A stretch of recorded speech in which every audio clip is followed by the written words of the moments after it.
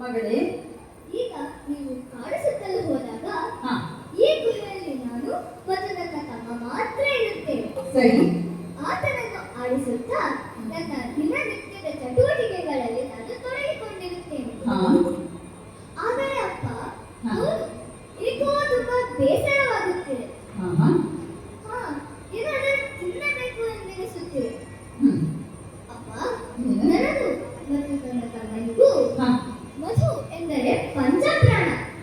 ನಿಮಗೇನಾದರೂ ಕಾಡು ಸುತ್ತಲು ಹೋದಾಗ ಸಮಯ ಸಿಕ್ಕಿದರೆ ನಮಗಾಗಿ ಸಿಹಿಯಾದ ಮಧು ತರುವಿರಾ? ಮಗಳೇ, ಇನ್ನು ಇಷ್ಟಾರ್ಥವನ್ನು ನೆರವೇರಿಸುತ್ತೇನೆ.